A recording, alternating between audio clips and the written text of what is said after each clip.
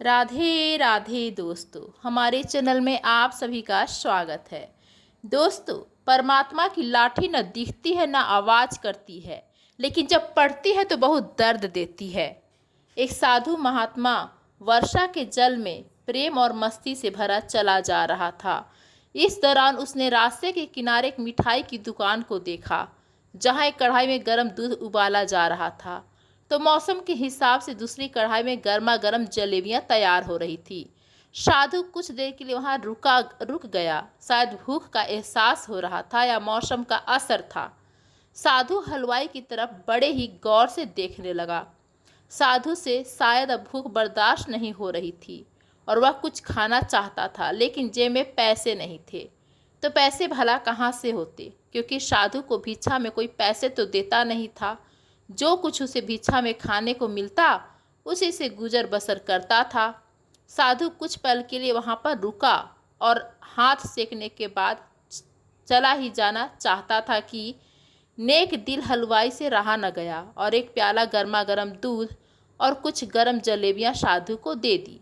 साधु ने गर्मा गर्म जलेबियां गर्म दूध के साथ खाई और फिर अपने दोनों हाथों को ऊपर की ओर उठाकर हलवाई के लिए भगवान से प्रार्थना की और आगे चल दिया।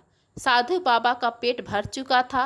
दुनिया के दुखों से बेपरवाह व फिर एक नए जोश से बारिश के गंदले पानी के छींटे उड़ाता हुआ चला जा रहा था। साधु बाबा इस बात से बेखबर था कि एक युवा नवविवाहित जोड़ा भी वर्षा के जल से बचता बचता उसके पीछे पीछे चला आ रहा है। साधु ने बारिश के गंदे पानी में जोर से लात मारी। बारिश का पानी उड़ता हुआ सीधा पीछे आने वाली उस औरत के कपड़ों को भिगो गया और उस औरत के कीमती कपड़े कीचड़ से लथपथ हो गए।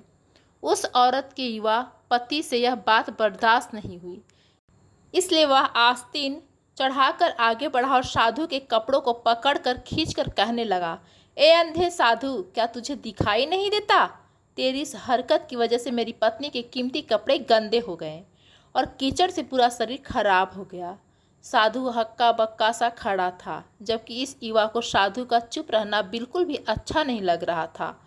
उस औरत ने आगे बढ़कर अपने पति के हाथों से साधु को छुड़ाना भी चाहा, लेकिन उसके पति की आंखों से निकलती हुई नफरत की चिंगारी को देखकर वो भी पीछे खिसकने पर मजबूर हो गई। राह चलते राहगीर भी उदासीनता से यह सब दृश्य देख रहे थे, लेकिन उस युवा के गुस्से को देखकर किसी में इतनी हिम्मत नहीं हुई कि उसे रोक पाते और आखिर जवानी के नशे में चूर इस युवक ने एक जोरदार थप्पड़ साधु के चेहरे पर जड़ दिया। बूढ़ा साधु जोरदार थप्पड़ की मार ना झेल सका और लड़खड़ाता हुआ कीचड़ में जा गिरा। युवक ने जब साधु को नीचे गिरता देखा तो मुस्कुराते हुए वहां से अपनी पत्नी के संग चल दिया। बूढ़े साधु बाबा ने आकाश की ओर देखा और उसके मुंह से निकला, वाह रे भगवान, वाह रे मेरे भगवान, कभी गर्मा गर्म दूध और जलेबियां तो कभी गर्मा गर्म थप्पड़, लेकिन जो तू चाहता है मुझे भी वही पसंद है। यह कहता हुआ वह खड़ा होकर एक बार फिर अपने रास्ते पर चल दिया। दूसरी ओर वह युवा जोड़ा अपनी मस्ती को समर्पित अपनी मंजिल की ओर अग्रसर हो गया। थोड़ी ही दूर चलने के बाद वे एक मकान के सामने पहुंचकर रुक गए, क्योंकि उनका घर उनके सामने आ गया था। वह युवा अपनी जेब से चाबी निकालकर अपनी पत्नी से हंसी मजाक करते हुए घर की सीढ़ियां चढ़ रहा था। बारिश के कारण सीढ़ियां पर फिसलन हो गई थी। अचानक युवा का पैर फिसल गया और वह सीढ़ियों के नीचे गिरने लगा। औरत ने शोर मचाकर लोगों का ध्यान अपने पति की ओर आकर्षित किया, जिसकी वजह से उसके पड़ोसी और दूसरे लोग तत्काल सहायता के लिए युवक की ओर लपके और अस्पताल ले गए। युवक का सिर फट गया था और कुछ ही देर में ज़्यादा खून बहने लगा। लोगों ने दूर से आते साधु बाबा को देखा तो आपस में कानाफूसी होने लगी कि निश्चित रूप से इस साधु बाबा ने थप्पड़ खाकर युवा को श्राप दिया है, तभी उसे चोट लगी। दूसरी लोगों ने यह बात सुनकर साधु बाबा को घेर लिया। एक आदमी कहने लगा कि आप कैसे भगवान के भक्त हैं जो केवल एक थप्पड़ के कारण इस युवा को श्राप दे बैठे। भगवान के भक्त में रोष व गुस्सा हरगिज नहीं था। आपने तो जरा सी बात पर इतनी बड़ा सजा दे दी। साधु बाबा कहने लगे, भगवान की सौगंध, मैंने इस युवक को श्राप नहीं दिया, दूसरा आदमी बोला, अगर आपने श्राप नहीं दिया तो ऐसे नौजवान युवा सीढ़ियों से कैसे गिरा कि उसे इतनी गंभीर चोट आई। तब साधु बाबा ने उन सभी दर्शकों से एक अनोखा सवाल किया कि आप लोगों के बीच एक ऐसा आदमी मौजूद है जो इस सब घटना का चश्मदीद गवाह है। उसने अपनी आंखों से यह सारी घटना देखी थी। उस भीड़ में एक आदमी ने आगे बढ़कर कहा, हाँ, मैं इस घटना का चश्मदीद गवाह हूँ। साधु ने अगला सवाल किया, मेरे कदमों से जो कीचड़ उछला था, क्या उसने उस युवक के कपड़ों को गंदा किया था? वह आदमी बोला, नहीं, लेकिन औरत के कपड़े जरूर खराब हुए थे। साधु ने पूछा, फिर युवक ने मुझे जोरदार थप्पड़ क्यों मारा? वह आदमी बोला, क्योंकि वह युवक इस महिला का पति था और यह बर्दाश्त नहीं कर सका कि कोई उसके प्रेमी के कपड़ों को गंदा करे, इसलिए उस युवक ने आपको थप्पड़ मारा।